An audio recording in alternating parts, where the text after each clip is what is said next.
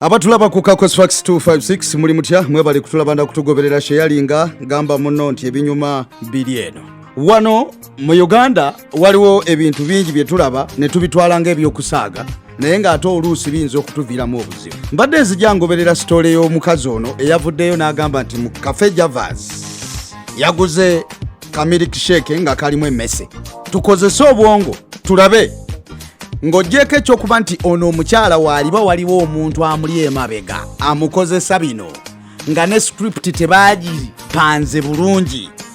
Ffenna twali tuguzeeko ku milkshake omuntu akola atya milkshake n'agikuwanga erimu emmese namba. Tusooke tukyebuuze nga tetunnaba kugamba nti Cafe Javas ekigendererwa kye nalabye mu kino nawankubadde sirina kutwala side naye nze bwe nkozesa obwongo bwange bwe nnina ndabira ddala nga waliwo ekitali kituufu. Omukyalo ono poliisi yandibadde emukwata oba si kyo Cafe Javas yandibadde ekwata omukyalo ono ate nayo n'emuggulako emisango egy'okugezaako okuttattana erinnya lya kampani eno.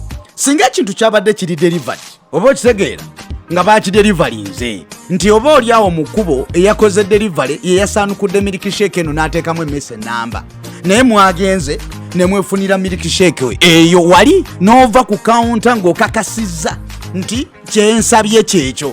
Tutekinge an example wano ku KFC. Bw'ogenda KFC no ordering ekintu nga gw'ogenzeewo bakukolera ekintu kyo ne bakikuwa n'okikebera nga kyekyo n'ova ku kawunta. Kasita ova ku kawunta bw'oti oba n'ofuluma supermarket oba n'ofuluma kikakasa nti ekyo ekintu kye bakuwadde ne bw'aba balansi kiba kikakasa nti awera si kutuuka bweru n'odda n'ogaba balansi gwe mumpadde nga tawera.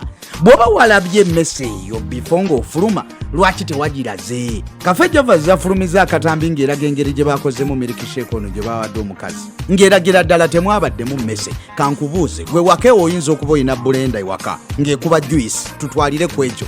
Bw'oba okuba juice naye bw'oba busigo busobola okuba nga nawo bumementuka olwa pressure y'ekyuma. Ekyuma ekikola bu milkshake buno bwe kiba kikuba nga kikola milkshake kikuba kiba kitegeeza bw'aba yabadde ayagala kuttattana linnya lya kampani yandigambye nasanzeemu envunyu wakiri envunyu tugambe envunyu wakiri naye tosobola gamba emmese namba.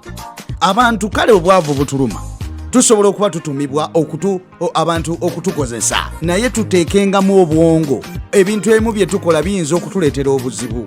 Kati gwe mukazi gwe eyakoze ekintu kino ekyo kye wakoze kikyamu mu bimpimpi kino kibeere ekyokuyiga eri abantu mwenna. Waliwo ebintu bye mukola nga tebisoboka ate mwe nga mwagala mutufuule nti mubisobola. Ekyo kikyamu. Emmese tesobola kubeera mu ka milkshake. Naye n'olaba abantu ku social media Cafe Javas aho weetuuse please nga temunaba kujajinga muntu musooke mukose obwongo mulabe ekituufu kyeki. Nga bwe wagenze ku poliisi ne weeripotinga nga Cafe Javas bwe yakuguziza emmese mu milkshake tubadde tukusaba weetwale ng'ogenda kwetonda oba situka ogende weetonda oba kola akalango ku social media nga bwe wakakoze ng'okateekayo okola akalango akeetonda kuba ffe nga nze ng'omu ng'endowooza yange awo sakkiriza singa yagambye nti natumiza ne bandeetera delivery n'alibadde nga wakati awe yakoze delivery oba yasuddemu emmese naye nedda obwongo bw'abamu mukozesebwa naye nga temusoose kumanya. Singa yabadde envunyu nandigambye nti kyekyo ye lwaki sibeetegula. Mukama kume tujja kusisinkanirawo mwebale kutugoberera.